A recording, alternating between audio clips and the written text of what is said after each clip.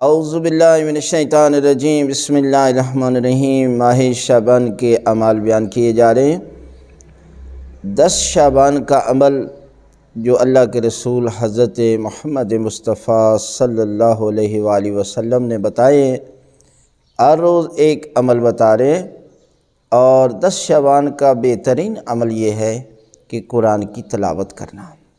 یوں تو پورے مہینے میں آپ کرتے رہیں، لیکن قرآن مجید کی تلاوت کرنا بہت بڑا ثواب ہے۔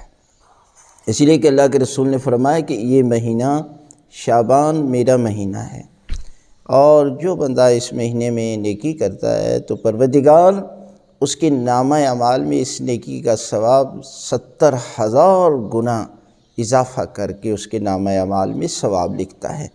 اس لیے قرآن مجید کی تلاوت کرے، کم از کم ایک مرتبہ سورہ فاتحہ یعنی سورہ الحمد کی تلاوت کریں، 3 مرتبہ سورہ توحید قل هو اللہ احد کی تلاوت کریں، اور 1 مرتبہ سورہ یاسین کی تلاوت کریں۔ تو اس کا ثواب کتنا ہوگا؟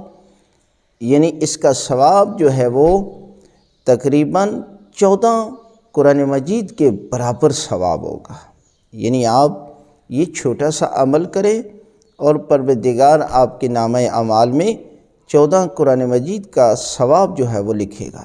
اس لیے ماہ شعبان میں جو ہے وہ اس عمل کو انجام دیجیے، اور پروردگار جو ہے وہ آپ کے نامہ اعمال میں ثواب ہی ثواب جو ہے وہ لکھتا جائے گا۔